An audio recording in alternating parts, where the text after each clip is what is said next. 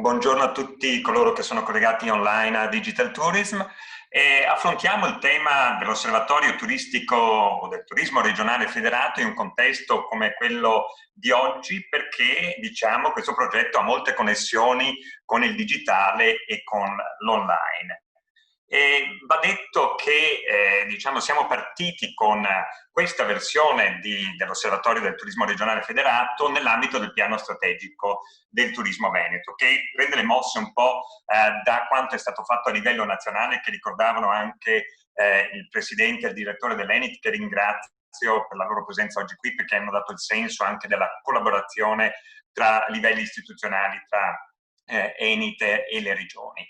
E il piano strategico, dicevo, del turismo veneto è frutto di un ampio processo partecipativo, di un coinvolgimento di oltre 300 attori attorno ai 5 tavoli tematici che hanno caratterizzato l'elaborazione del piano strategico, quello dei prodotti, quello delle infrastrutture, quello del digitale, da cui discende appunto anche Digital Tourism, quello dell'accoglienza e del capitale umano e quello della promozione. Ma proprio dai partecipanti è venuta forte l'istanza e la necessità di avere a disposizione informazioni appropriate, informazioni sempre aggiornate e che vadano oltre evidentemente i dati pur importanti e rilevanti di arrivi e presenze che sono oggi non più sufficienti a rappresentare quel fenomeno culturale, sociale ed economico così complesso che è appunto il turismo. E questo è tanto più vero in un momento come quello che stiamo vivendo, dove c'è necessità di dati in tempo reale, ma c'è necessità anche di dati attendibili, selezionati e misurabili. Stefano Cecci citava il problema di a volte troppa informazione, nessuna informazione, e allora l'osservatorio muove da 3 concetti chiave. Innanzitutto osservatorio del turismo regionale federato. Perché federato? Il Veneto è come l'Italia, è un insieme di importanti destinazioni e a volte c'è il rischio di mancato coordinamento, veniva ricordato anche poco fa, e quindi la necessità evidentemente di svolgere alcune azioni a livello nazionale. Abbiamo sentito le analisi dell'Enit sui mercati internazionali e sulle tendenze del sistema paese e c'è bisogno, come dire, di avere dati a livello regionale. Ci sono quindi indagini che vanno condotte sul piano, diciamo, di questa dimensione, quella regionale, e altre che vanno condotte a livello di destinazione di territori e di imprese. E questo anche per evitare la duplicazione di sforzi organizzativi, finanziari e diciamo anche la dispersione di dati. Tante informazioni e nessuna informazione in realtà. Molto spesso disponiamo dei dati, ma questi dati sono frammentati, dispersi, non organizzati. A volte c'è anche la difficoltà di trovarli e quindi l'idea di dire non necessariamente dobbiamo cercare, come dire, la statistica su un sito, i dati aeroportuali su un altro sito, i dati della congiuntura su un'altra piattaforma ancora. E da qui l'idea, come dire, della piazza dei saperi, cioè di un luogo virtuale di raccolta ordinata, organizzata e sistematica delle analisi dei dati sul turismo. E questo è frutto anche di un protocollo d'intesa che punta a creare una sorta di ecosistema anche digitale, come sentiremo nel corso della giornata, e attraverso un protocollo d'intesa tra tutti i soggetti potenzialmente fornitori e fruitori di dati e che possono contribuire a leggere come dire, il fenomeno turistico. Ad oggi sono 40 i soggetti che hanno sottoscritto il protocollo d'intesa, ovviamente tutte le destinazioni, le 16 destinazioni del Veneto, le associazioni di categoria del turismo, dell'agriturismo, dell'artigianato, dell'industria, ma anche evidentemente il nostro sistema universitario, gli Atenei del Veneto, i centri di ricerca come il CISET, e il mondo del lavoro, le organizzazioni sindacali che sono un punto di vista assolutamente rilevante tanto quanto quello delle imprese. Per dar vita poi, per dare gambe, come dire, all'attività dell'osservatorio è stato sottoscritto anche un accordo di collaborazione tra la Regione del Veneto e l'altro grande promotore, come dire, di questo strumento che è Unioncamere del Veneto, che come casa delle imprese rappresenta appunto il sistema, diciamo, turistico nella sua interezza, per avviare le attività, dicevamo. Il tutto ha uno schema che può apparire complesso, ma in realtà, come dicevo prima, questo progetto discende da un percorso partecipativo ampio e una governance partecipata vogliamo mantenerla nell'attuazione del piano strategico e anche nella gestione dell'osservatorio e nella sua relazione con il territorio. Quindi diciamo un board che fa riferimento a un rappresentante delle associazioni di categoria, a un rappresentante delle destinazioni, a un rappresentante del Comune di Venezia, diciamo per la sua specificità e peculiarità come città unica e universale, per la sua anche fragilità dal punto di vista della sostenibilità turistica, e i due soggetti promotori, quindi il direttore, che abbiamo sentito in apertura di giornata, Mauro Giovanni Vitti della Direzione Turismo, e il direttore di Unioncamere Veneto, che aprirà la sessione di domani mattina. Questo board si raffronterà con la cabina di regia del piano strategico, ma anche con tutto il tavolo dei firmatari, per cercare di capire quali siano le priorità anche nelle indagini. E sta supportato da un lato da un comitato tecnico composto evidentemente dai tecnici della direzione turismo, della nostra unità organizzativa statistica, del centro studi Unioncamere, dai 3 atenei, dalle 3 università del Veneto e anche da altri partner di ricerca, in primis il CISET, diciamo che è un soggetto partecipato proprio dalla stessa regione, e da un accompagnamento tecnico su cui tornerò tra poco.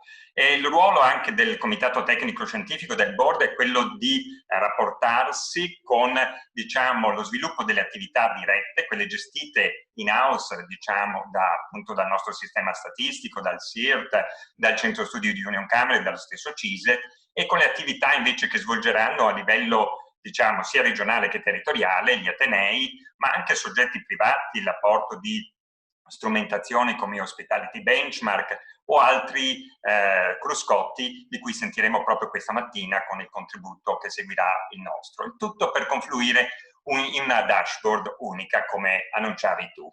Quali dati? Ovviamente arrivi e presenze non possono mancare, però saranno letti in modo nuovo, anche più intuitivo, e ci consentiranno, attraverso anche infografiche interessanti, di comprendere bene le direzioni dei flussi dalle regioni di origine a quali destinazioni, perché l'osservatorio sarà focalizzato proprio anche a livello di destinazione e non solo a livello regionale.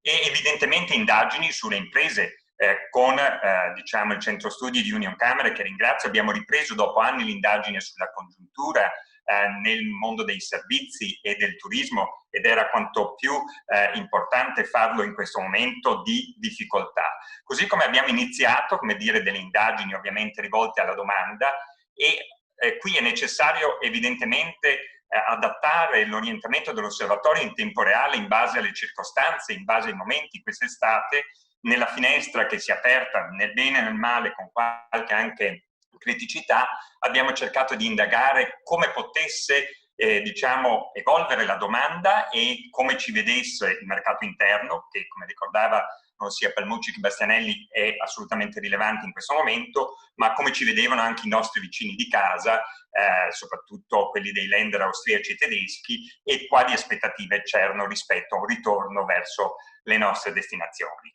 Chiaramente big data, chiaramente l'attenzione alle marche di destinazione, cosa che spetta probabilmente a livello territoriale, a livello delle organizzazioni di destinazioni, e le reputazioni, le recensioni, il sentiment sulla rete, di cui sentiremo parlare proprio tra poco.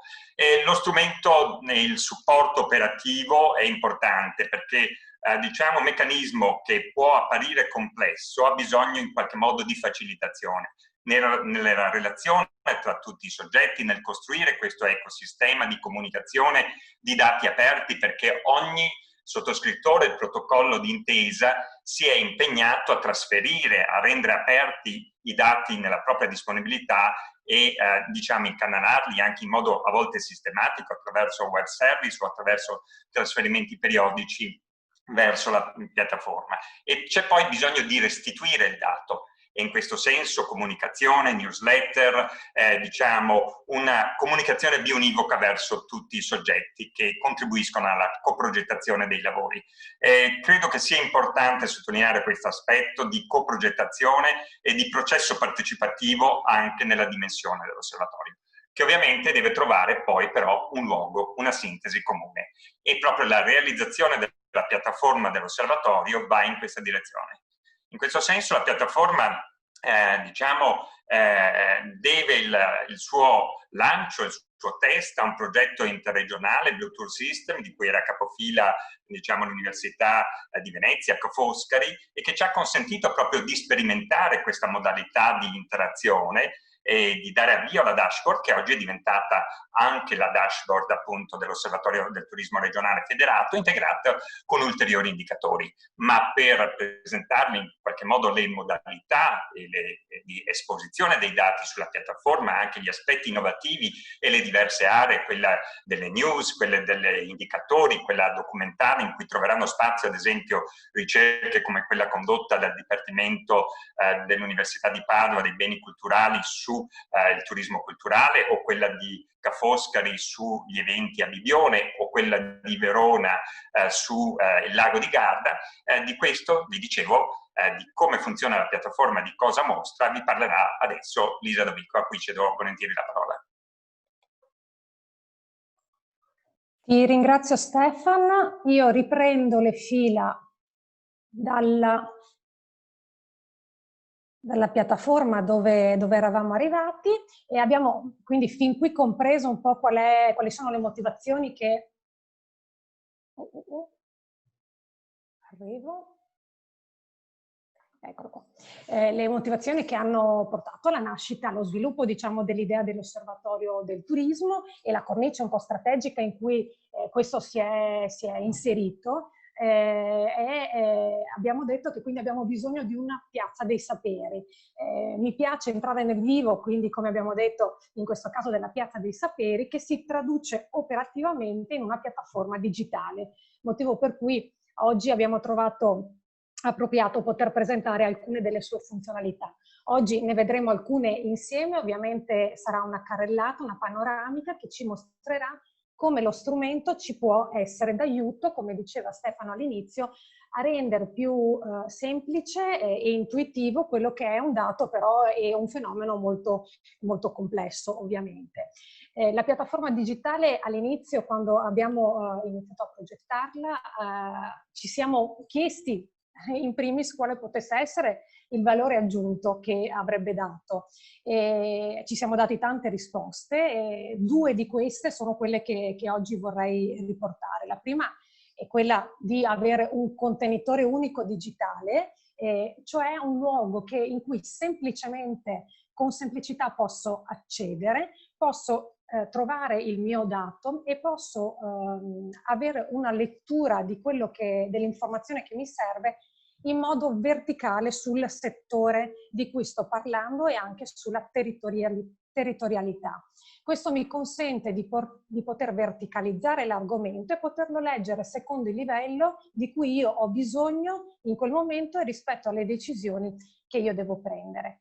L'altro plus, l'altro valore aggiunto che viene dato dal fatto di avere una piattaforma digitale disponibile a questo scopo è il fatto che il dato e l'informazione sia facile da leggere, sia intuitiva, sia intellegibile per l'osservatore.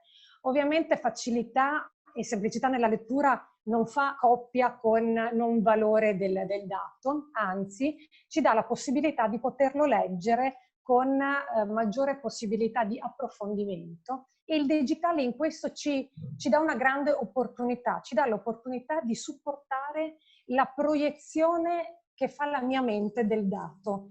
Molto spesso a me può capitare, ma come umano, come mente umana normale, di prendere delle scorciatoie mentali per prendere delle decisioni. Questo è assolutamente naturale, perché il nostro ragionamento è un ragionamento intuitivo, è un ragionamento rapido, che ovviamente non ha la possibilità sempre, in ogni momento della quotidianità, di elaborare secondo le leggi della probabilità tutte le informazioni che ho incamerato, e che sono tantissime.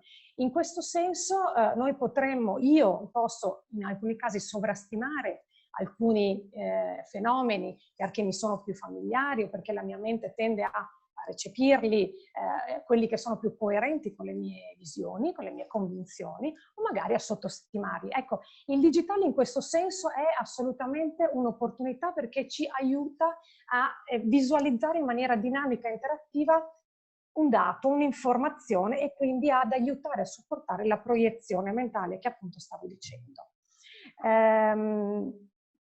Rimango su questa slide della piattaforma per dire questo. Stefano lo diceva già, ma è utile ripeterlo. La piattaforma sarà un luogo ordinato in cui io troverò principalmente 3 aree.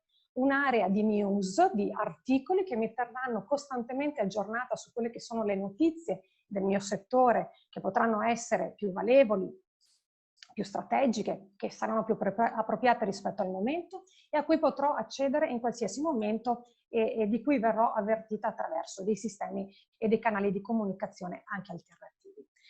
Un'area documentale, diciamo un po' più tradizionale in qualche senso, dove troverò delle analisi, delle ricerche anche più reportistiche, narrative, o dei dati in formato tabellare. Quello che sarà importante è il fatto che saranno ordinati. Troverò un'area dedicata ai dati ufficiali in senso numerico, troverò un'area documentale reportistica in cui avrò le analisi e report che altrimenti sarebbero eventualmente frammentati in diverse fonti risorse, in un unico luogo, divisi per temi, divisi per destinazioni, divisi per livelli di approfondimento. Quindi questo mi darà un aiuto e mi supporterà nella possibilità di poter fruire dell'informazione.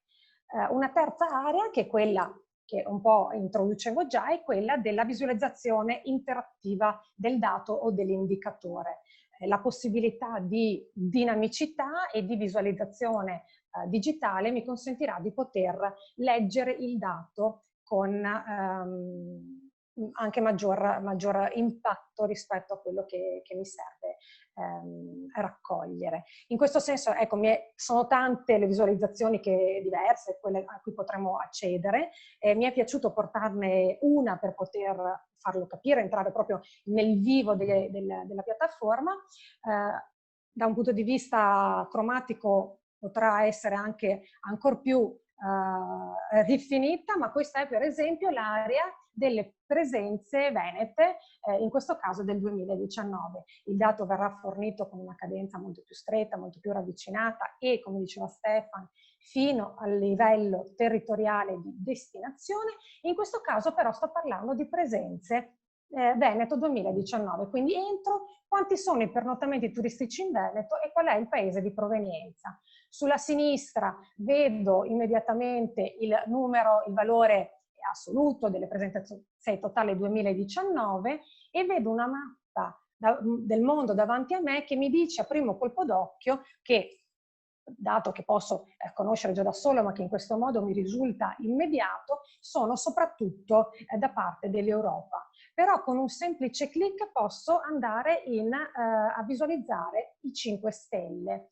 La categoria 5 Stelle, e d'un tratto mi appare un qualcosa di diverso, quindi mi viene cromaticamente evidenziato il fatto che sì, l'Europa rimane ancora importante come provenienza, ma il mercato statunitense, il mercato russo in questo momento, per quel tipo di categoria, è molto importante. Con un altro clic passo ai 4 stelle e vedo immediatamente che il mercato russo un po' diminuisce a favore invece del mercato cinese e in quota parte di quello statunitense. Ovviamente poi passandoci sopra verranno tutti i dati in numerici anche, ma questo mi dà l'idea di come la visualizzazione digitale mi aiuti nel recepire e nel fruire l'informazione in maniera interattiva.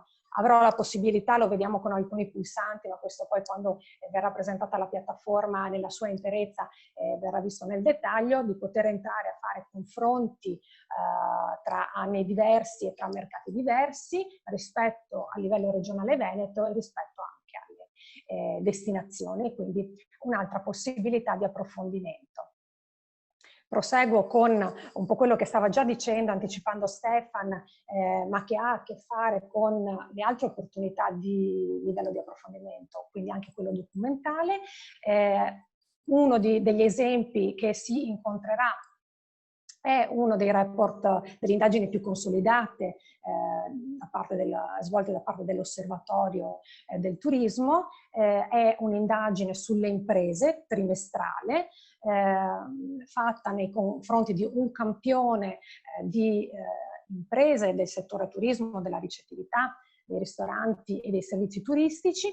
Ha l'obiettivo di monitorare il fatturato, l'occupazione, l'investimento da un punto di vista strutturale, infrastrutturale, ma anche di formazione e di personale, e in questo facciamo anche dei focus periodici. Ecco, vale il caso adesso di dire che uno di questi, per esempio, è la digitalizzazione. Quindi chiediamo alle imprese qual è il loro livello, con delle domande specifiche di digitalizzazione, di formazione del proprio personale, di strumentazione disponibile, di possibilità di vendita attraverso questi canali e così via. E questo ci permette poi con il tempo di leggerne anche un trend. I dati ci permettono quindi di monitorare, ma ci permettono anche di fare delle previsioni di scenari, di valutare delle intenzioni e di pesare dei fattori di scelta. E quindi un altro esempio di analisi, di indagine che troveremo sarà quella sulla propensione di viaggio. Lo anticipava Stefan, quest'estate abbiamo trovato ideale poter intervistare un campione sul mercato italiano e sul mercato di lingua tedesca per riuscire a capire quali fossero le loro intenzioni di viaggio, quale fosse la tipologia di alloggio che avevano in mente, quale fosse il proprio set di motivazioni e di intenzioni, di fattori di scelta che li muoveva anche rispetto alla situazione che stavamo vivendo. Ecco, è una carrellata ovviamente veloce per mostrare alcuni degli strumenti all'interno di questa grande dashboard. Siamo in una, diciamo, la tecnologia ci sta dando, il digitale, grande disponibilità di dati. Il web in generale ci dà una grande disponibilità di dati e ci consente in qualche modo anche di percepire l'umore dei mercati, di percepire quali sono i trend, quali sono le intenzioni e mi piace poter presentare il fatto di aver attivato come osservatorio una collaborazione con DataPill che in questo senso legge la reputazione online. Allora, un ricercatore disse che no, i dati siamo noi. Allora, se i dati veramente siamo noi, qual è la maniera migliore se non il dato per riuscire a capire i gusti, le tendenze, per poter un po' customizzare il mio servizio, ovviamente cose ben note a tutti noi e soprattutto a chi ci ascolta, per poter anche prendere delle decisioni informate piuttosto che capire come disegnare le mie politiche o strategie. Anche in questo la visualizzazione dinamica ci aiuta. Abbiamo a disposizione, grazie a DataPill, una dashboard con diversi filtri, diversi indicatori che vengono visualizzati in maniera dinamica. Alcuni di questi verranno inseriti all'interno della piattaforma digitale dell'osservatorio. Qui alcuni esempi, Damiano De Marchi che mi succederà poi negli interventi andrà ovviamente più nello specifico, ma ecco, possiamo vedere quali sono le tipologie di turismo che rispetto alla lettura da parte di DataPill viene fatta nei vari canali con le diverse pesature, possiamo avere a livello veneto e a livello poi filtrato di destinazione o anche periodico. Quindi coppie, famiglie, amici lo vedo molto velocemente. Sulla destra il sentiment, quindi capire quanto positivi sono i commenti rispetto a ciascuno di questi tipologie o cluster o destinazioni o comparti. Ecco, vado avanti, appunto comparti, perché avremo la possibilità anche di selezionare molto velocemente o vedere il dato per comparti di ristorazione, di ricettività e di attrazione, dei confronti veloci con l'anno precedente, ma anche confronti su archi temporali diversi, o mostrare la traduzione di questa lettura del web sia qualitativa ma anche quantitativa, ovviamente non in termini di numero assoluto ma di trend, con dei grafici che ci mostrano i contenuti e il sentiment affine. Ecco, dicevo appunto una traduzione quantitativa ma anche qualitativa, perché DataPill nasce proprio a partire da questo, nel senso che una lettura semantica, quindi della parola, rispetto alle opinioni che vengono lasciate, che vengono scritte, che sono presenti nel web, ci consente di poter avere una rappresentazione anche qui molto immediata di quali sono gli argomenti più discussi. La grandezza ovviamente ne fa la portata del contenuto e quanto di questi se ne possa parlare bene o meno bene, e rispetto anche a questo possibilità di filtraggio, come dicevo prima, molto verticale, che mi consente di vedere cluster diversi, tipologie diverse, destinazioni diverse, ma a partire da uno scopo che è quello che ho presto detto. Ecco, è una carrellata veloce, è una panoramica, ma che ci consente di capire come il digitale ci possa essere di aiuto per supportare la conoscenza. Provo a chiudere un po' il cerchio di quello che è stato detto da parte di Stefano quando ci ha dato la parola, cioè la conoscenza. La conoscenza è un valore aggiunto, il digitale ci può aiutare a massimizzare questo valore aggiunto. Quindi ecco, chiuderei così e vi ringrazio. Grazie moltissimo Lisa, grazie davvero, grazie Stefan per questo vostro intervento e soprattutto per questo progetto. Ora, prima di dare la parola a Damiano, volevo come dire, commentare e anche come dire, segnalare, ecco, segnalare il fatto che questo progetto, che questa operazione che avete presentato, che state portando, insomma, che state portando online, penso rappresenti, adesso non so, Stefano, aiutami tu, ma uno dei primissimi forse casi di design del dato, perché state facendo sostanzialmente del design del dato, cioè state organizzando un sistema di dati, avete costruito le premesse per poterli, come dire, gestire, no? Ricevere e gestire, li state disegnando per renderli fruibili, per renderli accessibili, per renderli, diciamo così, per innestarli, no? Innervarli dentro l'attività delle nostre imprese, dei nostri territori e della programmazione, no, strategica del turismo, perché questo sistema è incardinato anche, no, in questa parte di governance in un qualche modo. Ecco, Stefan, è uno dei primissimi, adesso io era il 2014, per questo me lo ricordo, quando con il TD Lab, sembra tipo un'era geologica fa, ma in realtà sono soltanto 6 anni, abbiamo immaginato, abbiamo, come dire, in un qualche modo definito alcuni di questi assi, no, di sviluppo strategici, e voi oggi ci presentate come dire, un'iniziativa molto aderente, molto interessante. Che tu sappia, in Italia, ma anche forse in qualche altra regione d'Europa, o che voi sappiate, questo lo chiedo anche a Lisa ovviamente, questa esperienza si colloca all'interno di, di altre iniziative che, no, di questa portata.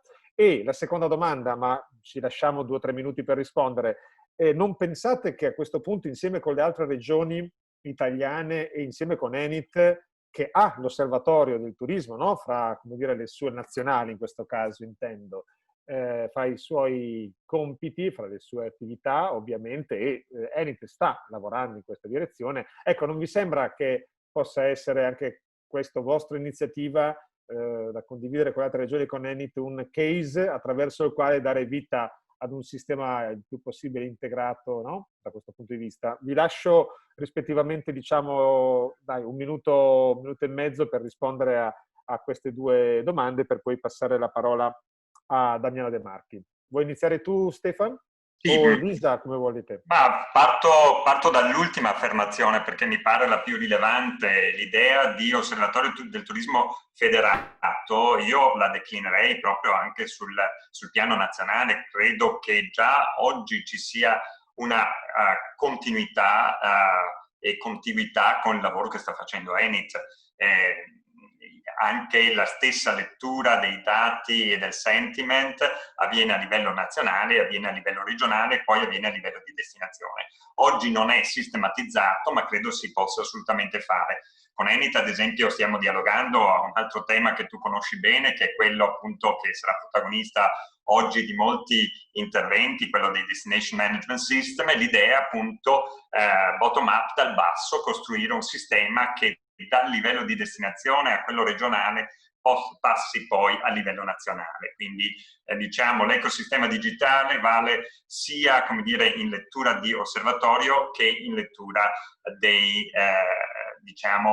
di gestione dell'online, dell'organizzazione online delle destinazioni. E in quanto alle esperienze, quando siamo partiti con l'idea dell'osservatorio abbiamo sicuramente fatto un'attività di benchmark, l'hanno fatto in parte, come dire, i partner scientifici, le università che con noi hanno collaborato, l'hanno fatto anche chi ci sta affiancando come facilitatore, che già ci aveva seguito nel piano strategico, Stefano Landi Associati, e l'avevano fatto anche le nostre strutture appunto interne. Sicuramente il modello Alto Adige sul Tirol è un modello assolutamente di avanguardia da questo punto di vista, soprattutto nella fruibilità e rappresentatività e lettura del dato, ma ovviamente una regione come il Veneto ha una complessità che veniva ricordata anche e una ricchezza di offerta che rende tutto questo molto più impegnativo da farsi. Ci sono esperienze interessanti in Puglia e poi c'è un'esperienza di cui forse può parlare più direttamente Lisa, che è proprio quella del progetto Bluetooth System che aveva pensato proprio a un'idea di osservatorio transfrontaliero e di cooperazione internazionale tra le due sponde dell'Adriatico. Mi pare anche questo un buon presupposto, quindi non so se Lisa su questo Grazie vuole Stefano. aggiungere qualcosa. Grazie Stefano. Lisa, se vuoi aggiungere un minuto e mezzo. Sarò veloce. Sì, assolutamente Bluetooth System e infatti sarei partita ecco, da questo respiro più europeo, nel senso che mi hai presentato in modo assolutamente corretto e ti ringrazio Stefano perché non è mai semplice in due parole definire se stessi e quindi lo uso e non mi è tipico farlo solo per dire che effettivamente dire tourism and European cooperation nel momento in cui si descrive la mia esperienza professionale è corretto, nel senso che sono le due facce di un'unica medaglia che mi vede ovviamente su tutte le partite, su queste partite di sviluppo progetti turistici, ma anche di europrogettazione, quindi di progetti che hanno sono a valere su fondi europei, soprattutto Interreg, quindi di cooperazione. Lo dico perché questo mi dà una grande opportunità di potermi relazionare con partner europei, con altre esperienze, buone pratiche che vengono fatte da altri partner. Penso per esempio all'Interreg Med, che è un programma che ha tantissimi progetti specifici sul turismo, così come anche Italia-Croazia stessa, da cui ha preso i primi passi il data system che abbiamo, quindi la piattaforma digitale che abbiamo mostrato oggi. Questa continua e mi è successo più di una volta di avere degli incontri uno a uno piuttosto che con diversi partner che siano sloveni, che siano croati, comunque altri partner europei per poter vedere quali sono le loro esperienze, mi consentono diciamo di affinare il modo in cui io mostro il dato, come dicevi tu fare design un po' nella visualizzazione perché lo trovo assolutamente attuale, insomma l'informazione la possiamo recuperare ovunque, quello a cui in qualche modo almeno forse per competenza io miro, è il fatto che il dato sia tradotto in un modo che sia operativo, intellegibile e sicuramente il confronto con altre realtà italiane ma anche europee mi aiuta molto insieme con me, insomma, il team. Grazie.